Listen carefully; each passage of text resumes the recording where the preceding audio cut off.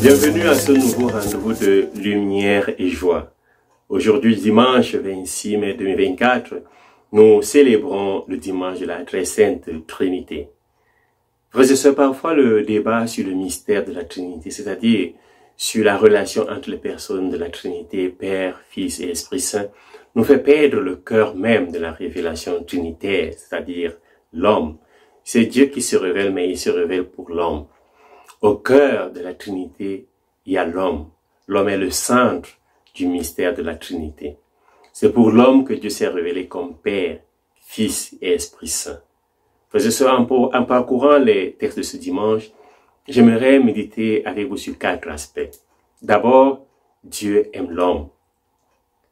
Et deuxièmement, l'accueil de Dieu par l'homme. L'accueil de l'amour de Dieu par l'homme. Troisièmement, Dieu transforme l'homme. L'homme qui accueille Dieu est transformé. Et quatrièmement, si l'homme s'est laissé transformer par Dieu, il doit aussi transformer toutes les réalités qui sont autour de lui, surtout la famille, surtout sa communauté. Commençons par le premier point. Dieu est amour. Dieu s'est révélé comme Dieu créateur, Dieu rédempteur, Dieu amour, parce qu'il aime l'homme. Dieu est amour, il s'est penché sur ses humbles serviteurs, les hommes. Il a choisi l'homme. Il a élu un peuple. Le Dieu de la révélation biblique a innové. Il est différent des autres dieux. Le mystère de la Trinité, c'est le Dieu un, le Dieu unique, qui n'est pas en guerre avec l'humanité, comme par exemple les dieux grecs, les dieux romains ou les dieux aztèques. Il est un Dieu personnel. Dans un univers polythéiste, ce Dieu se révèle comme Yahvé. Dieu présence, et qui dit présence dit vie. Il subsiste en lui-même, il n'a pas besoin du sang humain pour vivre. Il est, il ne dépend pas d'une autre divinité pour vivre. C'est un Dieu proche de l'homme, un Dieu présent dans l'histoire de l'homme. Il a choisi Adam, il a choisi Noé, il a choisi Abraham, il a choisi Moïse. Il s'est choisi un peuple, il t'a choisi, il a choisi chacun d'entre nous. Dieu te choisit pour une histoire d'amour. Il est le Père qui engendre, le Père qui donne la vie. Dieu fait alliance, Dieu te cherche. Dieu mendie ton amour, il mendie mon amour. Il mendie ma présence auprès de lui. On dirait que Dieu a besoin de moi. Oui, Dieu a besoin de toi et de moi. Parce que Dieu est amour et l'amour est excentrique. L'amour donne et se donne. La présence de Dieu dans nos vies, frères et sœurs, dans notre histoire, c'est pour sauver. C'est pour donner la vie. Dieu donne en se donnant, en se sacrifiant. Dieu veut intégrer l'homme dans sa famille divine. Comme il s'est abaissé en Jésus-Christ pour être avec nous et un de nous, ainsi Dieu veut, à travers Jésus-Christ, médiateur d'une nouvelle alliance, veut aussi élever l'homme pour que l'homme soit avec lui et que l'homme soit parmi la famille divine, qu'il soit un d'entre lui. Être membre de sa famille. En Jésus, le Père a fait de nous des héritiers. Pas seulement héritiers, mais co-héritiers. C'est-à-dire, nous avons la même part que Jésus-Christ, le Fils unique. C'est pour cet admirable échange que Dieu court derrière l'homme, que Dieu s'est fait visible, que Dieu s'est révélé. Deuxième point, l'homme accueille Dieu. L'amour qui se donne, la présence qui sauve doit être accueillie. L'homme doit accueillir Dieu et son projet, l'amour de Dieu, le salut de Dieu. Le signe de cet accueil, c'est de garder les commandements du Père. C'est de participer au mystère de la passion, au mystère de la croix de Jésus, qui est le mystère d'amour, comme nous le rappelait la deuxième lecture. Dieu donne les commandements comme un père qui donne la discipline à ses enfants pour qu'ils ne s'égarent pas. Les commandements donnent le bonheur, la joie, la beauté, la bonté. Les commandements sont un pédagogue qui nous conduit sur le chemin de l'alliance, qui nous manifeste la proximité de Dieu, comme nous rappelait la première lecture, pour que nous ne nous perdions pas. Les commandements sont un indicateur pour que nous ne retombions pas dans l'idolâtrie du polythéisme. Les commandements sont là pour nous racheter de l'esclavage et faire de nous le peuple de Dieu, les enfants de Dieu. L'Esprit aidera à vivre le sens de ces commandements. Le cœur des commandements, frères et sœurs, c'est l'amour. C'est cet amour qui s'est manifesté dans la passion, mort et résurrection de Jésus-Christ. Le mystère de la croix de Jésus, c'est la révélation de l'amour extrême de Dieu pour son peuple, pour ses fils. Si de façon admirable, Dieu s'est acquis un peuple à travers le commandement, De façon encore plus admirable, Dieu s'est acquis des enfants à travers le mystère de la croix. L'homme est appelé à accueillir l'enseignement de Jésus. Jésus a le même pouvoir que le Père. Dieu dit à Moïse qu'il est Dieu au-dessus du ciel et ici-bas sur la terre. Il n'y a pas d'autre Dieu que lui. Jésus dit, dans l'évangile de ce jour, il dit qu'il a reçu tout pouvoir sur terre et au ciel. Dieu est un, le projet de Dieu est un. Le Père donne la vie à travers les commandements. L'Esprit donne la vie à travers la croix. Le Fils donne la vie à travers cette même croix et à travers ses paroles. L'homme est appelé à accueillir le don de Dieu. La fête de la Trinité, c'est la fête de l'humanité, appelée à recevoir Dieu. Deutéronome demande à l'homme de méditer, de réfléchir, de retourner dans son cœur, de veiller sur les commandements. Le cœur de l'homme, c'est pour héberger les commandements, frères et sœurs. C'est pour abriter la parole de Dieu. Troisièmement, Dieu transforme l'homme qui abrite sa parole, l'homme qui abrite ses commandements, l'homme qui accueille sa parole et sa volonté. À travers des fruits, bien sûr. Le plus grand fruit de la relation entre Dieu et l'homme, c'est la vie. Une vie qui est donnée et qui doit être reçue. Cette vie doit être accueillie. Cette vie de Dieu est une présence vigilante et salvifique. Dieu est un Père qui veille sur nous. Il est un pasteur. Jésus est le frère qui s'est sacrifié pour le salut de ses frères et sœurs. Il est le frère compatissant qui partage son héritage avec nous, qui tient chaque homme et chaque femme par la main pour le conduire dans la maison paternelle. L'Esprit Saint est la force qui nous soutient. C'est le coach, dirons-nous aujourd'hui, qui nous indique le chemin du salut. L'alliance est bénéfique pour l'homme. C'est en Dieu que nous avons l'être, le mouvement et la vie, comme disait Saint Paul dans les Actes des Apôtres. Dieu donne le salut, Dieu donne la terre, Dieu donne la descendance. La très sainte Trinité apporte à chacun d'entre nous le salut et la vie. Et le deuxième grand et beau fruit de l'alliance de la Trinité avec l'humanité, c'est la libération de l'esclavage. Et Saint Paul le rappelle dans la deuxième lecture. L'esclavage des fausses divinités pour la liberté des fils de Dieu. Dieu le Père donne l'Esprit Saint pour que nous l'appelions Abba, Père, comme le Fils nous l'a enseigné. Nous sommes enfants de Dieu et par conséquent héritiers et co-héritiers avec le Christ. Nous devons tout simplement prendre part au mystère de la passion de Jésus. L'Évangile nous demande d'être plongés dans le mystère de la Trinité divine. Être baptisé au nom du Père et du Fils et du Saint-Esprit, c'est être plongé dans le mystère de la vie divine, dans la famille de Dieu. C'est pourquoi Deutéronome nous invite à héberger Dieu dans notre cœur en méditant ses commandements. Jésus, dans le même sens, demande à ses disciples d'enseigner à garder les commandements en plongeant les hommes dans le mystère d'amour du Père, dans le mystère d'amour du Fils et dans le mystère d'amour de l'Esprit Saint.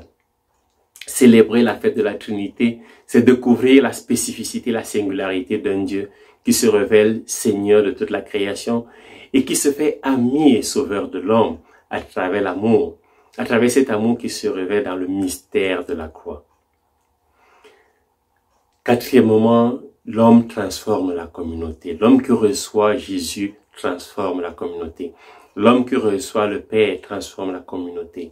L'homme qui reçoit l'Esprit Saint transforme la communauté. Et ainsi, donc, la Trinité devient un modèle dans nos relations. En célébrant la fête de la Trinité, nous magnifions l'unité et l'amour des trois personnes divines, Père, Fils et Esprit Saint. Nous magnifions ce modèle de vie pour l'imiter et l'appliquer dans nos relations familiales, professionnelles, amicales. Combien d'unité manque dans nos relations? Unité avec Dieu, unité avec nos frères et sœurs. Combien d'amour manque dans nos relations avec nos frères et nos amis? Des relations parfois pleines d'hypocrisie, de jalousie, de mesquinerie. La fête de la Trinité nous invite à vivre nos relations dans l'unité, dans la communion, dans la paix et dans l'amour. Nous sommes dans un siècle de communication. Communiquer n'est pas d'abord donner une information, mais c'est établir un rapport avec l'autre, un rapport d'amitié, un rapport de donation. Communiquer, c'est donner, c'est se donner, c'est entrer en relation avec mon frère, une relation amicale, fraternelle, charitable. Jésus nous demande de plonger nos frères dans le mystère de la Trinité, c'est-à-dire dans le mystère de la famille de Dieu. Le disciple de Jésus ne peut pas plonger ses frères dans ce mystère sur lui-même n'y est pas substantiellement plongé. Être plongé dans le mystère de la Trinité, c'est héberger le commandement de Dieu dans notre cœur pour que Dieu en premier soit plongé dans nos vies.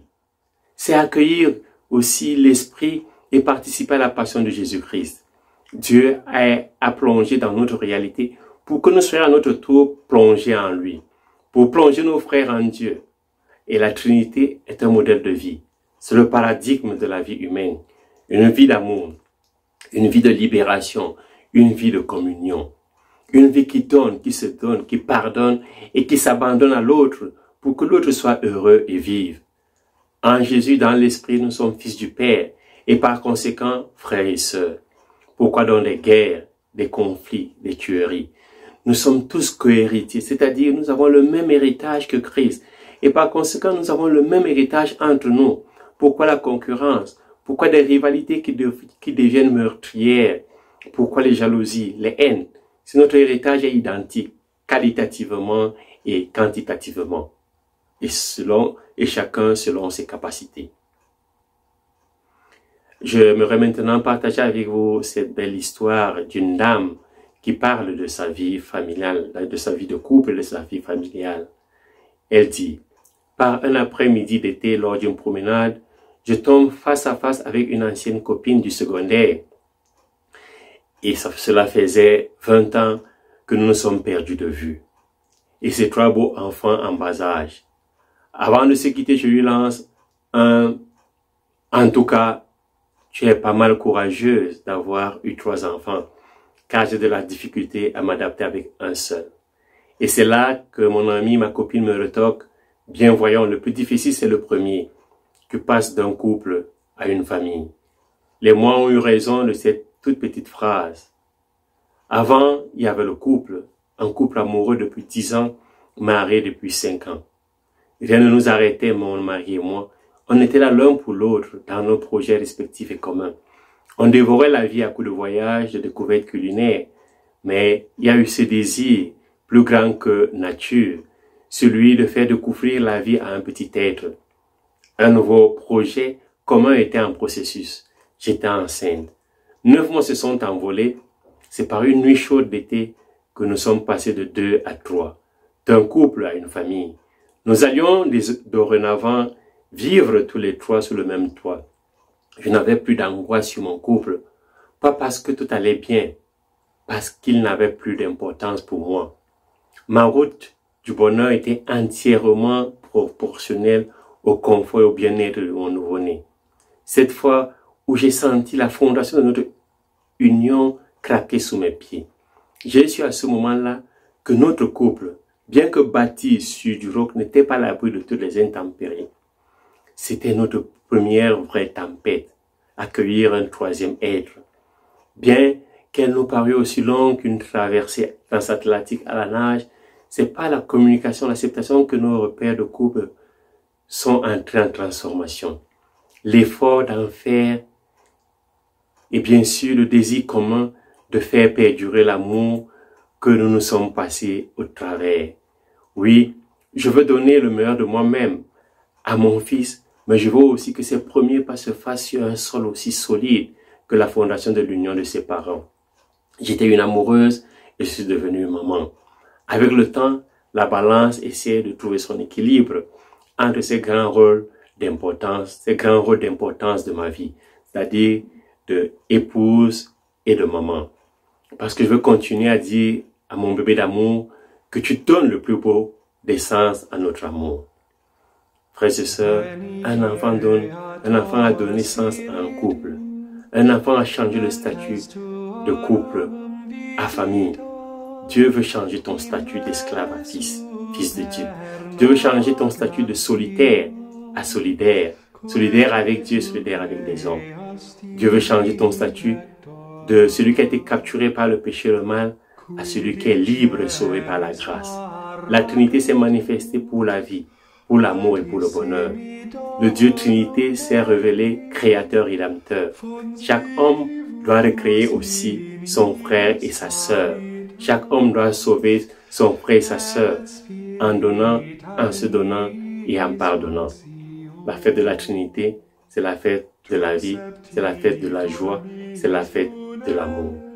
Bon dimanche, loué soit Jésus-Christ et que Dieu vous bénisse.